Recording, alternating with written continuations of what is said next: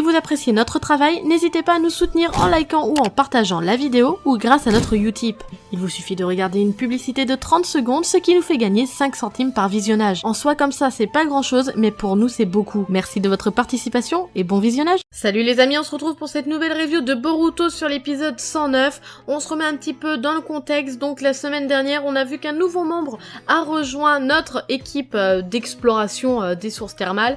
C'est Tatsumi, une jeune fille qui parcourt les sources thermales elle aussi pour pouvoir rendre hommage à sa défunte mère qui aurait souhaité pouvoir visiter différentes sources thermales, sauf qu'elle n'a jamais pu car elle était gravement malade.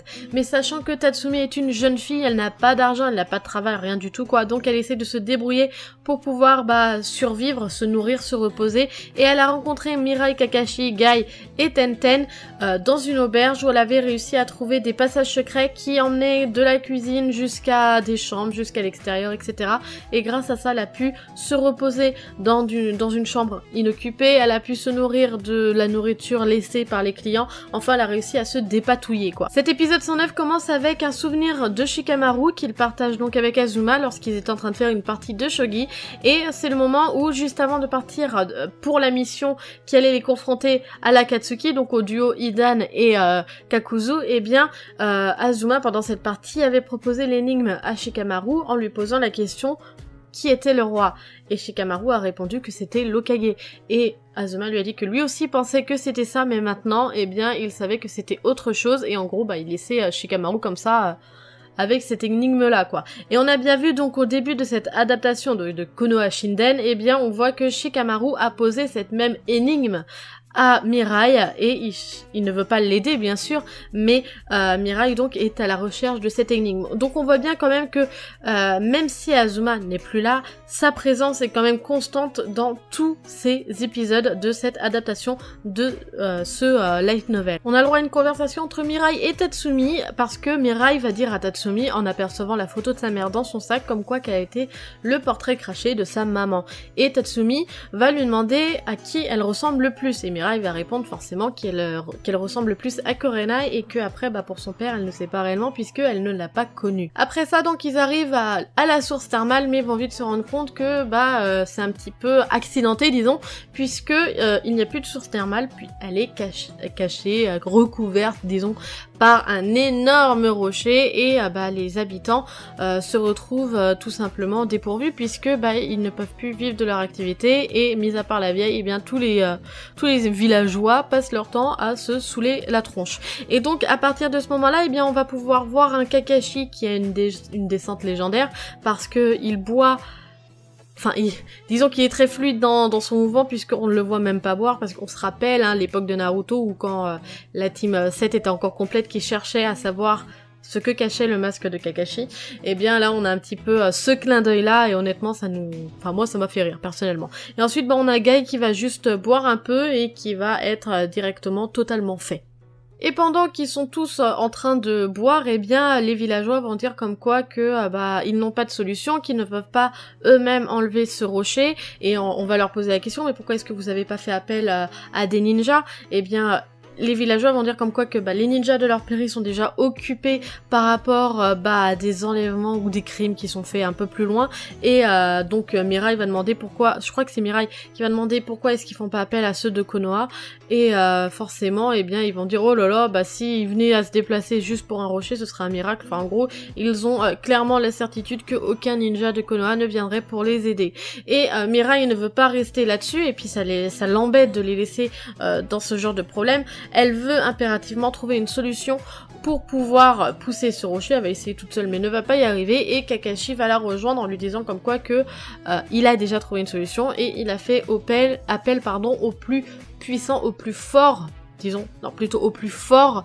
ninja de Konoha, et ce n'est autre que Shoji. Shoji ne va pas se faire prier, va arriver rapidement, il va faire une entrée remarquée puisque on sent quand même que le gars il en envoie et tout, il est badass quand il arrive, sauf que directement, ça va changer, il va s'écrouler au sol, disant comme quoi que il a le ventre vide, il n'a rien avalé depuis 30 minutes. Mirai va lui proposer des patates à la vapeur, il va les manger super rapidement, il va la remercier, mais il va lui dire que voilà, pour lui ce n'est pas assez, et lui ce qu'il lui faut c'est des chips, mais pas n'importe quel chips, il faut quand même des chips faites d'une certaine façon, et là on va rentrer quand même dans une scène qui va être...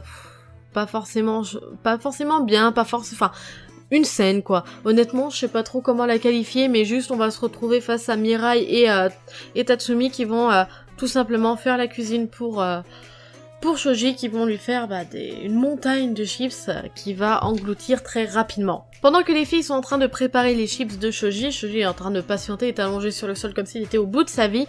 Mirai va demander à Shoji de lui parler de son père, et donc forcément Shoji va lui faire son portrait quoi en gros, et il va lui dire comme quoi que Mirai lui ressemble énormément, mais surtout ce qu'il va faire c'est que il va lui dire que Azuma a mis en place le fait que l'équipe Ino Shikasho porte des boucles d'oreilles. Et ce fait a été transmis maintenant à la nouvelle équipe Ino Shikasho, et tout ça, ils le doivent à Azuma. Une fois que Shoji a avalé toutes les chips, ça y est, il a assez de force, assez de puissance, assez de chakra pour pouvoir faire sa technique de décuplement et déplacer cet énorme rocher. Et d'ailleurs, Mirai va être impressionné par la taille de Shoji. Et en fait, même s'il a cette taille, même s'il a une force incroyable, on sent quand même qu'il galère à déplacer le rocher, et Mirai ne veut pas rester là comme ça à ne rien faire, à l'aider. Elle décide de prendre un bout de bois et tout simplement de faire un appui autant qu'elle peut par rapport à ce rocher. Kakashi va venir l'aider, Gai va l'aider, et les villageois ne vont pas vouloir rester là sans rien faire à regarder des ninjas de Konoha les aider. Ils veulent pas qu'ils aient tout le mérite juste pour eux, ils veulent participer, et eux aussi donc vont donner la main à la pâte pour pouvoir déplacer ce rocher, et ils vont enfin réussir. Vu qu'il a utilisé énormément d'énergie, énormément de chakra, et en plus qu'il a utilisé la technique des papillons, Shoji se retrouve amaigri après avoir fini de déplacer ce rocher. Et Mirai va en être étonné. Si vous aussi vous posez des questions de pourquoi est-ce que Shoji maigrit à chaque fois super rapidement, je vous invite à regarder ma vidéo sur 5 choses à savoir sur Shoji, j'explique tout ça dedans. Et d'ailleurs vous remarquerez qu'il regrossit très rapidement. Bref, Shoji va dire à Mirai comme quoi que son tempérament lui fait penser à Azuma, parce que même si elle n'a pas les solutions, elle va chercher à trouver une solution et ne va pas rester les bras croisés comme le faisait Azuma. Après ça, Tatsumi va s'excuser auprès de Mirai en lui disant comme quoi qu'elle lui a pas dit totalement la vérité par rapport à son voyage, et elle va lui dire elle va lui poser la question si elle connaît la source thermale des morts, où en gros on peut revoir des morts là-haut. Alors là, on se pose la question, forcément ça va éveiller la curiosité de Mirai, mais est-ce qu'elle va possiblement revoir Azuma? En résumé, cet épisode était bien sympathique parce qu'on a quand même pas mal de clins d'œil par rapport à la série Naruto, par rapport à ce qu'on avait déjà vu dans leurs aventures, etc. Donc honnêtement, c'était super sympa. Après, je reste encore un peu sur ma faim. Je trouve que même si on nous donne des indices par rapport au fait de la quête de Mirai par rapport à son père, je trouve que on commence quand même cruellement à avoir... envie qu'il se passe réellement des choses. Donc est-ce que ça va se passer dans les épisodes prochains? Il me semblait que j'avais lu comme quoi que cet arc ferait à peu près 6 épisodes, il nous en reste 2. J'espère quand même qu'on va avoir quelque chose de croustillant à se mettre sous la dent par rapport à Azuma, par rapport à Mirai, et peut-être potentiellement à Hidan, sachant que dans le deuxième épisode, elle l'a évoqué quand même, puisqu'elle a évoqué la personne qui a tué son père. Donc j'espère quand même qu'on va avoir quelque chose d'intéressant dans les prochains épisodes. N'hésitez pas à me dire ce que vous en avez pensé par commentaire, comme d'habitude. Likez et partagez la vidéo, ça fait toujours super plaisir. Et surtout, abonnez-vous à la chaîne si vous ne l'êtes pas. Sur ce, moi je vous laisse à la prochaine. Tchuss!